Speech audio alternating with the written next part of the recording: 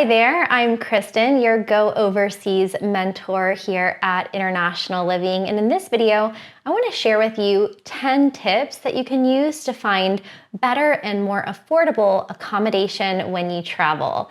Let's jump right in. My first tip is to embrace alternative accommodation. So think outside the box when it comes to just staying in hotels, because you can find a range of really unique places to stay on vacation rentals websites or even on couchsurfing and subletting websites.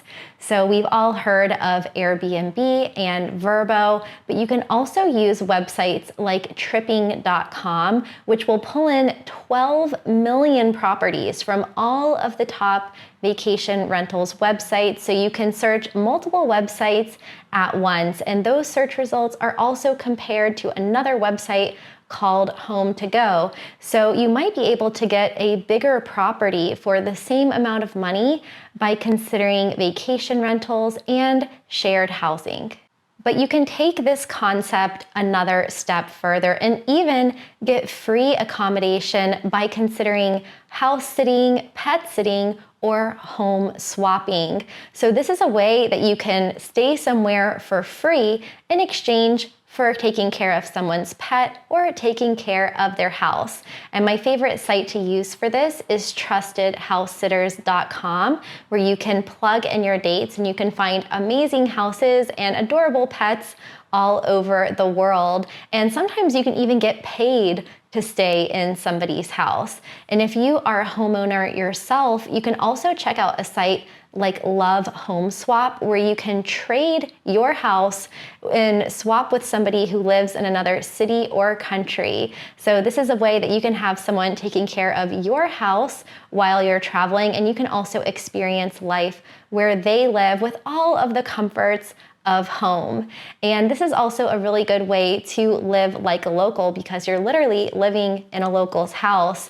And so this can give you a different insight and perspective into this new place that you wouldn't get if you were staying in a hotel. My third tip is that timing is everything. So if you plan ahead, you can have an advantage, as you can find better rates farther in advance before hotels book up. So especially if you are looking to go somewhere during a peak time of year like summer or during the holidays or when school is out. But on the other hand, you can also find some good deals if you have a lot of flexibility around when you travel and you can travel last minute.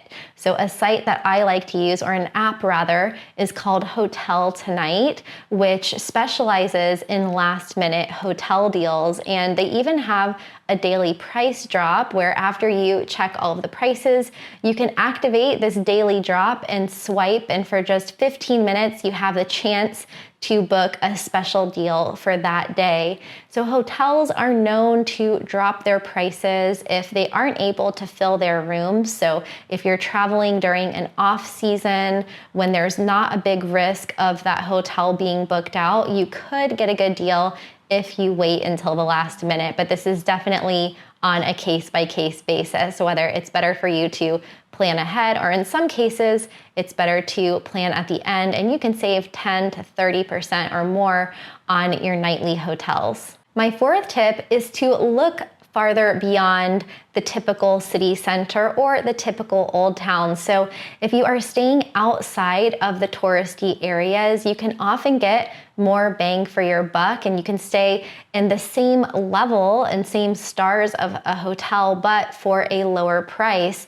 Or you can even get a vacation rental or an entire house for the same price as a room in the city center. And sometimes you don't have to look that much farther away. It could be the difference between a 5 or 10 minute Uber ride or ride on public transportation to get from your house or hotel into the touristy areas. So if you have an extended amount of time, more than a day or so, it's really worth staying a few minutes away so you can save money and get more for your money without compromising quality. So I recently did this when I went to Northern Ireland and stayed in Belfast, and I stayed a few minutes south of the city in a really quiet neighborhood, and I got my own Airbnb for the same price as having a hotel room in the city center. But if you're only going somewhere for 1 or 2 days, you might still want to stay in the middle of the action so that you can walk everywhere. But if you have some more flexibility,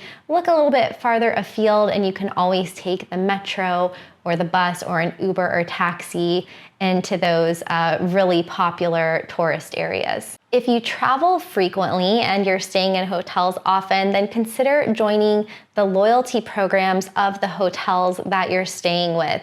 And this is often worth it to do, even if you don't stay in hotels that often, because usually your points won't expire. And over time, you can accumulate a lot of points that you can trade in for free hotel nights. And if you are in one of these loyalty programs with a hotel chain, you can also start to earn points that give you status, which can give you other perks, such as late checkout, free Wi-Fi, better room selection, free upgrades in some instances, and also a welcome amenity like a free drink, free bottles of water, snacks, or extra points. So by staying in the same hotel chain often, you can end up having a lot more comfort and perks. And this is what I've done with the IHG hotels, where I've become a platinum member through my travels over the years. And it's really fun because you can even get, chocolates and macarons when you check into the hotel, especially if it's one of the nicer hotels like the Intercontinental. But definitely one of my favorite features with this is getting the late checkout at the hotel. But even if you don't go with a specific hotel brand, let's say you want to sign up for the loyalty program on a travel booking site like hotels.com or booking.com or Expedia, it's kind of the same idea where you might be able to access members only rates or build up enough nights so that you can get a free night. And so I've gotten a lot of free nights through hotels.com that way, but every site will offer something a little bit different. Also consider signing up with a hotel credit card, which can fast track you to getting that elite or platinum status. And they also come with hefty signing bonuses and other perks. So right now, the Marriott Bonvoy card is offering 17 points per $1 spent at their properties, and you also get a sign-up bonus of 3 free nights in one of their hotels. IHG is another brand that has their own credit card, and they're currently offering a 130,000 point bonus when you sign up, but there's also Hilton Honors that's offering 13 points per $1 spent and many others. So check out your favorite hotels, see if they offer a credit card and what the bonus offers are. My 7th tip is to look for package deals. So whether you are booking directly through a hotel or airline or through a big booking site, you can often save money if you bundle your flight and accommodations and even your rental car together instead of booking them separately.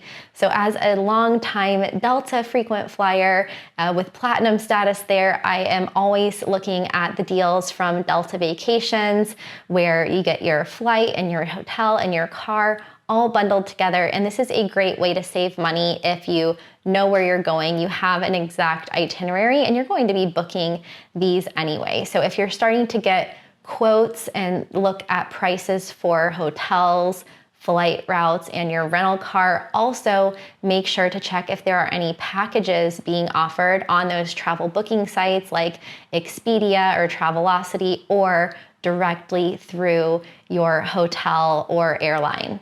My next tip is to utilize these large hotel booking and comparison sites, but also to check the rates on those sites with the hotel itself, because often hotels will offer a lowest price guarantee where they will match or even beat the prices that you find on the bigger sites like Travelocity, hotels.com, booking.com, TripAdvisor.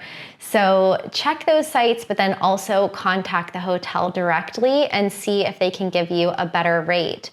And another strategy that I like to use with this is to look directly in the location where I want to stay by using Google Maps and checking for hotels in that area. So Google Maps has a really good feature where you can put in your dates right in the map, either on your app or using your browser on your computer, and you can find hotels in the area that might not even be listed on all of the other booking sites. So you can get a price quote on Google Maps, and then you can compare that with booking.com or hotels.com, and then you can also compare that by going directly to the hotel and seeing if you can get a better deal. So give that a try.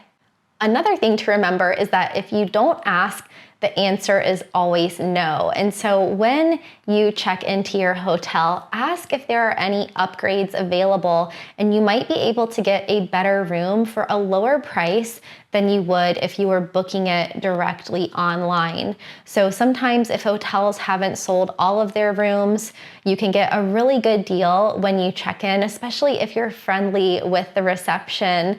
And a long-standing practice in places like Las Vegas has been it's a tipping society, right? And so if you tip the reception, that could also help your chances of getting a better deal. But this is not the custom in every city and country around the world, primarily in Vegas. But at least you can ask for those upgrades, and maybe you can pay an extra fee that wouldn't be as much as if you were booking that room in advance online.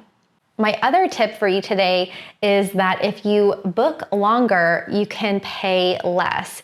So the shorter duration of your hotel or accommodation stay, the higher the price. So if you can stay for a week instead of one night, do that. If you can stay for a month instead of a week, do that. And if you are going to be having an extended stay in a destination, then make sure to reach out to the hotel directly and see if you can negotiate a long-term rate. So that might not necessarily be available online, but if you talk to a real person, they might be able to work out a deal for you. And this also helps if you are part of their loyalty program, or if you have their credit card, or even if you have a business account with them or a corporate account where you get your own corporate discount.